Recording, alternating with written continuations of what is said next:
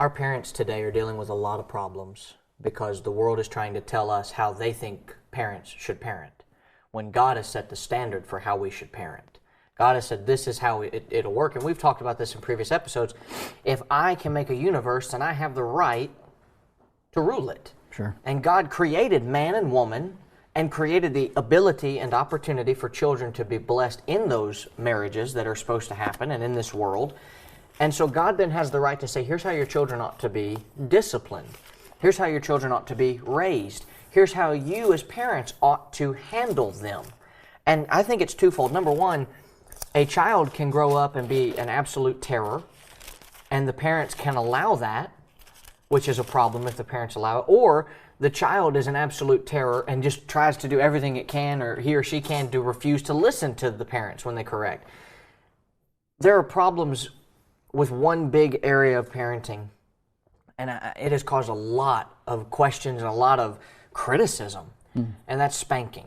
That's the idea of disciplining our kids with a belt or with our hands or with something that a lot of mothers now may use spoons, like the wooden spoons, to spank. What would you say, what would you do if someone says spanking's ineffective? Well, and we need to realize there are certainly extremes when it comes to this conversation. Right. There are those who say absolutely you don't touch a child and really basically leave the child to raise themselves. I mean, Right. So that's one extreme on that. And then obviously there's abuse on the other end. And so we want to avoid either extreme, and God has given us a way that we can do that. And we need to remember too, we can see God as our Father, right, and understand that He too chastises His children. Why? To help them to grow. And so and it has to do with training, which is the very root idea of the word discipline. And so, we don't reward bad behavior, and we help them in their good behavior to be encouraged in that, to continue in that way. Now, so when you talk about discipline, you're talking about training. You're talking about, but when we're talking about the topic of spanking, that's a part of discipline as well. And the Bible speaks to that, and we'll talk about that in just a minute, but one of the things that from my vantage point, at least at this point in time, is I've seen spanking to be effective. Right. So effective, in fact, not harsh. That's not what I'm talking about. When I say effective, I don't mean harsh. I mean it's effective in what it's meant to accomplish. So much so that it's used even after that on the rarest of occasions. If it's used properly, if we're training properly, if we're disciplining properly, then discipline is only used in the rarest of occasions. And what I mean by that is you have to find that which is effective. Every child is different in the home, and every parent is different too. And so they have to find that place. But God has certainly given us some guidelines to help us with that. There were very extreme cases where children were so far into evil practices and so forth that would mean that their parents would be first in line even to stone those children. And that's a harsh example. That's not what we're talking about here. But before he gets to that, the idea was you train them along the way. You discipline them along the way. And so, for us and our family, for our boys, and sure, they were just little angels, right? They never got into trouble. Right. I know them. I know them, so I don't think I can say that, but and I joke. Right. But it was rare for us to have to spank them.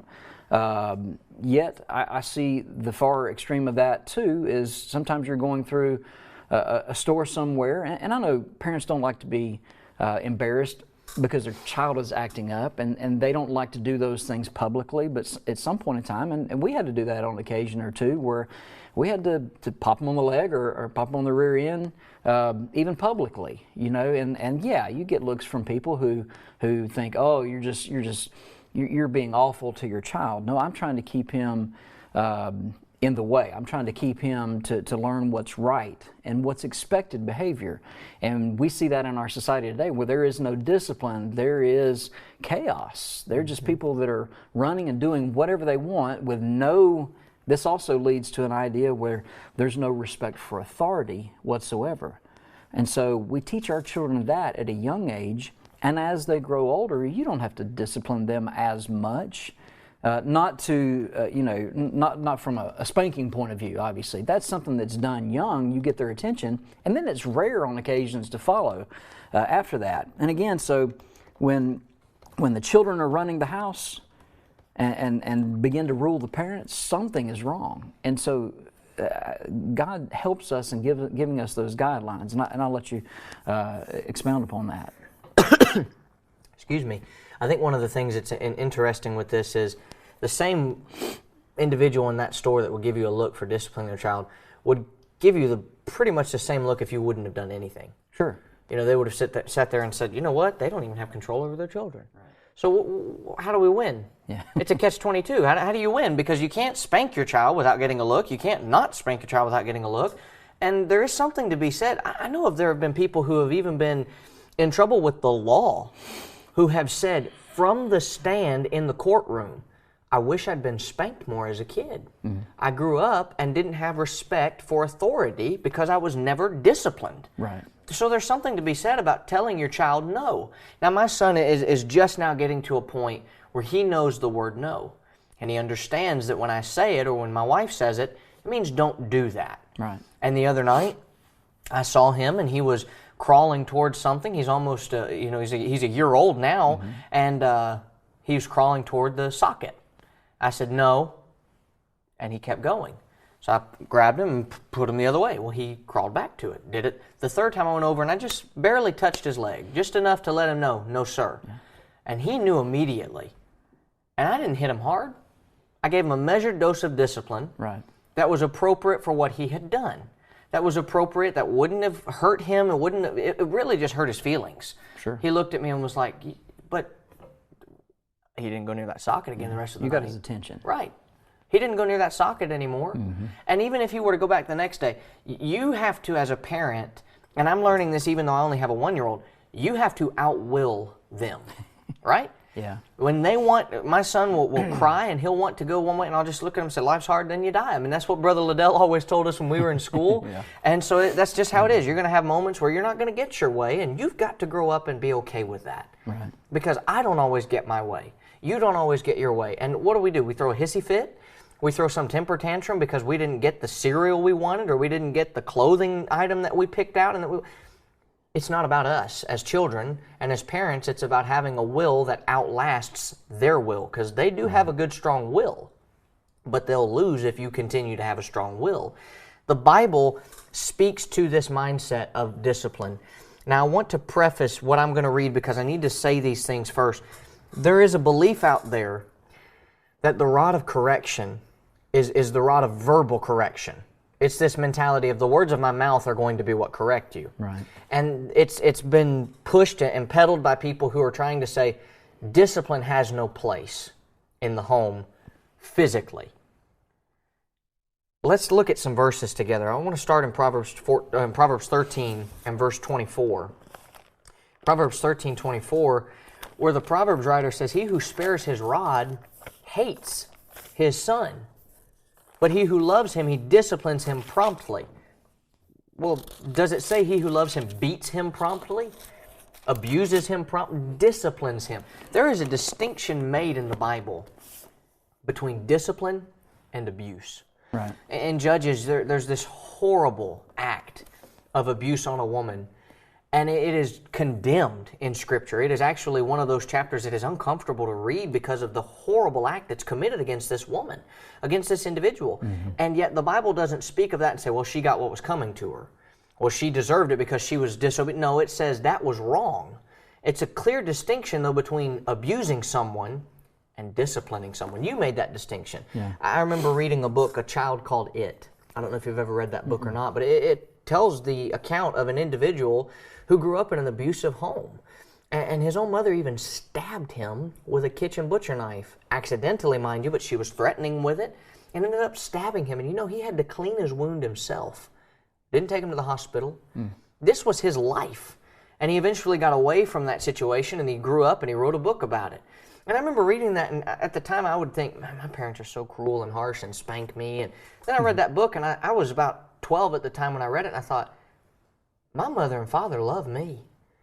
They love me so much. They've never done any of this to me, even close to any of this to me. And it's the mindset of, what's the difference between discipline and abuse? The Bible here says disciplines him promptly, not abuses him. Right. But then a couple chapters over in Proverbs 22, I want to notice verse 15. Proverbs 22:15, where it says, foolishness is bound up in the heart of a child, but the rod of correction will drive it far from him. You know, one of the reasons why I know that this can't be verbal, you ever tried to reason with a child? Have you ever seriously tried to sit there and, in fact, there's a man that I work with right now who has a little girl, she's 3 years old, and I eat lunch with their family pretty much every day. And she'll come up to me and she'll say, can I have that? And she'll point at my food, and I'll go, no, you have your own food. Why? Well, I have my food. Why? You know how that goes. Right. The child's going to continue to say, well, according to the doctrine of rod of correction is verbal correction, I'm then supposed to get into a debate with a 3-year-old about why she can't have my food and try to reason with her. Now, what happens if she comes and tries to take my food? You know what her parents do? They discipline her. Right. They either give her a spanking or they send her to a room. They let her know, you're not going to do that. They don't sit there and go, no, we've talked about this. We don't do this. We don't say that. We don't go and do that. They discipline her. Because foolishness is bound up. It's like it's encapsulated inside this child, and you have to beat it out of them. And that's a horrible way to put it sometimes, but sometimes that's what it takes, is a discipline that is going to spank it out of them. That's going to put them in a situation where they know, if I do this, I'm going to get a spanking. I don't want to get a spanking, therefore I will not do this. Right. Now here's the other thing I knew. This was just me. When I was in school, if I had the choice between being paddled and being suspended or going to ALC, you know, an alternative learning part of the school where you're in a room by yourself, I always chose the paddle. The reasoning, I knew it was going to hurt and be over with. I have never been spanked or disciplined where the effects lasted so long that I felt like I had been abused. Right. I've never felt that way. And I never felt like what I did didn't deserve a spanking, didn't deserve punishment. I understood. I remember my mom and dad would say things to me, and I would know, I did this to myself. It's my fault. Right. But there's one passage that's in the next chapter of Proverbs 23:13, and it says, do not withhold correction from a child. Now that right there is something that needs to be touched on, because we have a lot of parents that don't even correct their children, period. Right. Well, my child's just a little angel, like you mentioned. And they truly believe that. The problem is, we both know in situations like that of people who, they are not angels. Yeah. They're the exact opposite. They're nice in front of mama and daddy, but then they're like demon children, it seems, when they get to be around other fallen people. Angel. That's right, a fallen angel. There you go. And that's this mentality. Don't withhold correction from them. Yeah. But here's what it says. If you beat him with a rod, he will not die. And then verse 14 says, oh, you shall beat him with a rod and deliver his soul from hell. Like you said, I'm trying to keep them in the way, the right way. Right. I'm not raising my children to grow up to be little heathens, to grow up to be people who are going to be disobedient, who are going to lack respect for authority. Yeah. I want to raise children who are going to grow up and say, I'm going to listen to him. I know when the officer is behind me and I may have been speeding or doing something and I've broken the law, and even if I didn't realize it, I know when those lights come on, I better stop. Yeah. Because I know what'll happen if I don't. I know when my mom and dad would tell me something, I knew I better listen to them or I'm in trouble. Now, here's something interesting about this verse, though. The word there, if I'm to mean then that I'm supposed to use my words to correct my son or my daughter, am I to berate them? Am I to sit there and belittle them with my words? Because if the word there is beat him with a rod, that does incur this mindset of it's not just a little hit. It's something that would give an incentive to never do something again. Am I to verbally abuse my kid? Obviously not. Right. I can't verbally abuse him, but then you look at the word rod there, and it literally is a staff, a branch. It's something like a switch. that you might remember from the time where people would say, go pick your switch. Yeah. This is what we're talking about. But then there's another thing here where it says, he shall not die. It literally means to have one executed. He won't be executed. He won't lose his life. Well, am I then to imagine that I can discipline my son and know that it won't kill him so long as I do it the right way? We did say there's two extremes. There's a fine line you've got to make sure you don't cross. There's the child called it, where the mother's stabbing her son and treating him in such a bad way. And there's the measured dose of discipline. Mm-hmm. And I find it amazing. God's form of discipline many times was death. There are several cases. You mentioned the stoning of our children. Several cases in the Bible where death was involved. And God tells His children, us, to then discipline our children by a measured dose of a spanking. Right. I don't beat my kid. I spank him. And what we need to remember, too, in that, if I can just interject this, is that, death was not the first thing. Right. Death was the final thing. Right. In those instances, there was disciplining is the whole process, and that's why I used the word even training earlier, because it's the same. Really, that's the same idea. Right. Is to train them in the behavior that they're to have. If not, death could result and would result if they continue on in their evil and unrighteous living and so forth. Then they would be put to death. And that seems like an extreme situation, and obviously we're not living under that law. Right. But at the very same time, we're still to be mindful of teaching and training and disciplining. That's the whole process of our children. And sometimes it's hey, no, and sometimes it's a pop on the leg, and sometimes it might be a belt, and so, or it might be a switch or whatever, the case may be. Whatever is measured, and I like that you use that word, that measured punishment, that fits that situation. Right. And there again, each child's different. So I know maybe the sensitivity of one child maybe is different than the other. It took maybe a little bit more, a little sterner process with one child maybe than it did the other. And sometimes but at the same time, if I did that one time, the next time I probably didn't have to do that. I could go, hey, no. Mm-hmm. And their attention, they went back to, last time this got me in some bad trouble, and it even hurt. Yeah. It got my attention. I don't need to do this. And that's what it's meant to do, to train them in the way that they're supposed to be thinking and supposed to be living out their life. So. Well, then you think about Amos 4 and verse 6. It says, I gave you cleanness of teeth, and you didn't take them to the dentist. Right. He made the famine come into the land, a lack of bread in all your places, and yet you have not returned unto me. And it gets to a point, he says all of these things, multiple verses in the book of Amos, and then he says, therefore, this is what I'm going to do. Because I will do this to you, you better prepare to meet your God, O Israel. Yeah. And it was not a good thing to be told, you better prepare to meet me, because I have done everything. This is it. Yeah. You will go into captivity. You will be destroyed for what you've done. You will face punishment.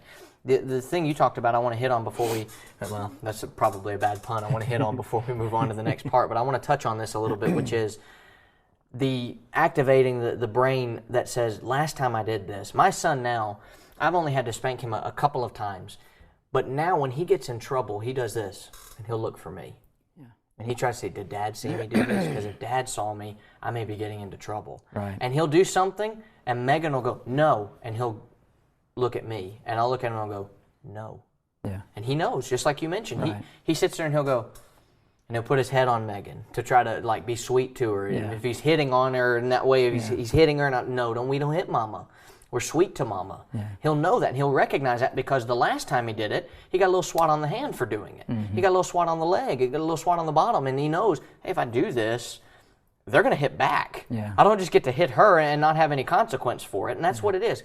Actions have consequences. Absolutely.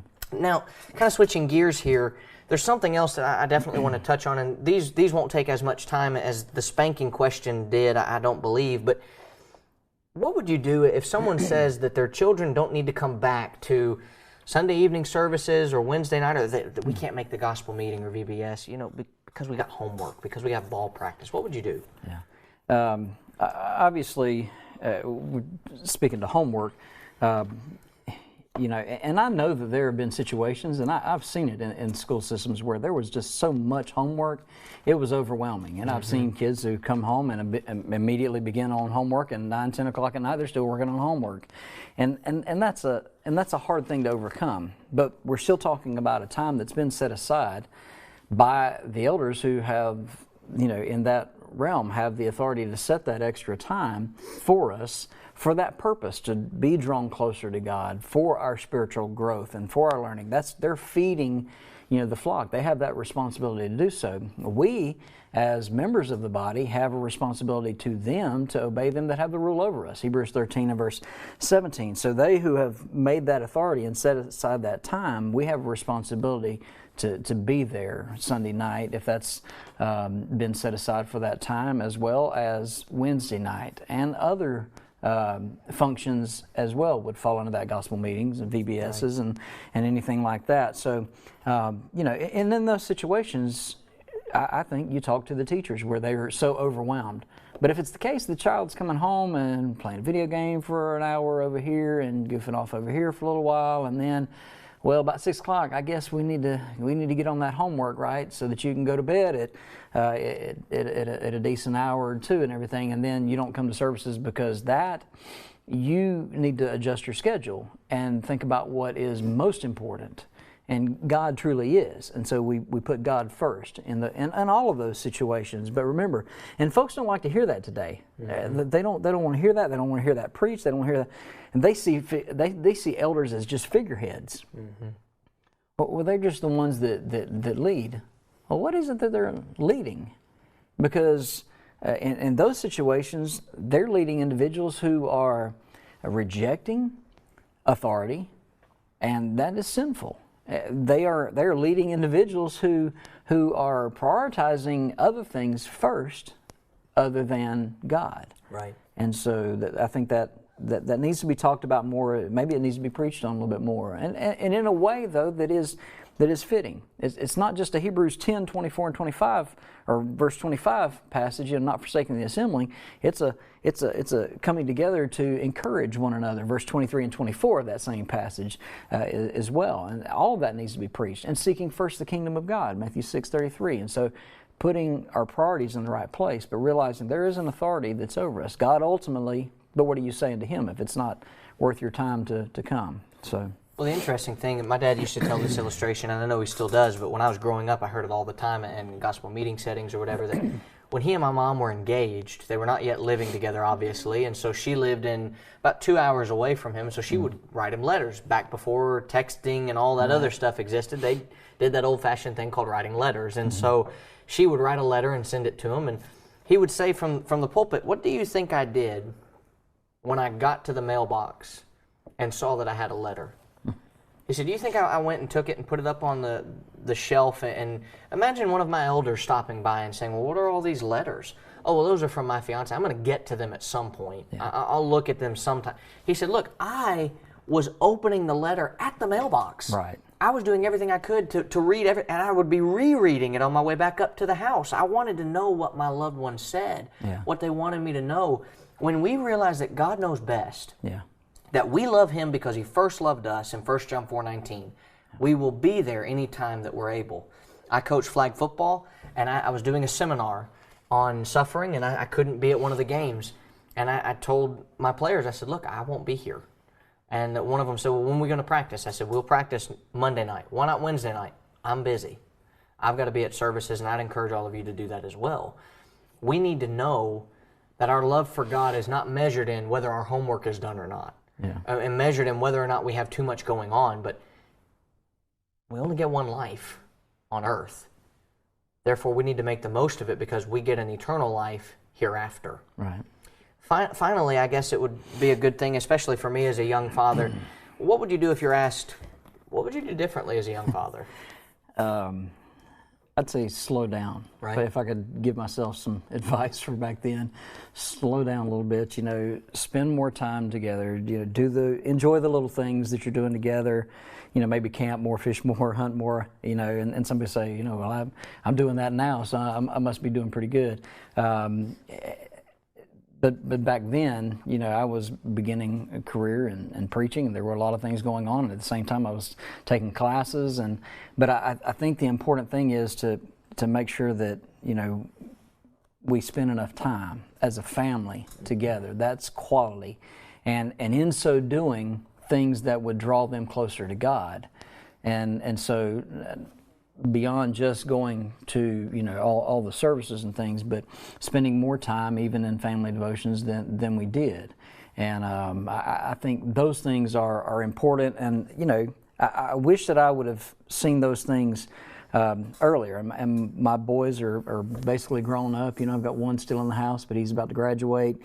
There's so much that I would still love to do with them, but so I'm looking back and go, I missed some of that. And some of those were just things that would cause us to have time to be together. Right. They might not have mattered to anyone else, but I think about where we are now, and I still love spending time with my boys. So we're going to talk about it as a father.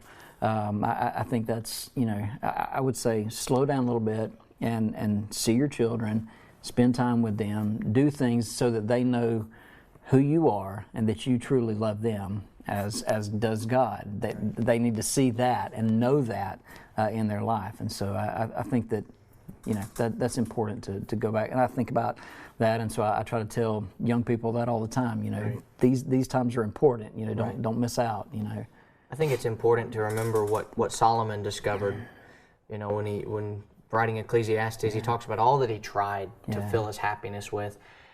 I don't remember reading anything about filling that time with children or filling that time with family. I find a lot of external things that he tried, alcohol and being fun and laughter and merriment and all that. But he opens the book by saying, vanity of vanity, says the preacher, all is vanity. And that word vanity is like, it's vain, it's grasping for the wind. Take a jar outside and try to capture some wind and then open it up and look at it. You're not going to be able to do that. And that's what he understood at this time of his life when writing this. He says, look, I messed up.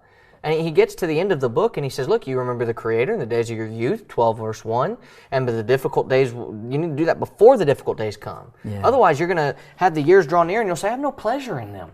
Yeah. I think Solomon's advice to us young fathers and those of us that have young children and those of us that are fathers in general would be, look, you have a purpose. You have a whole purpose of man, which is to fear God and keep His commandments. Yeah. Make sure you're doing what God expects you to do. He expects you to be a spiritual leader.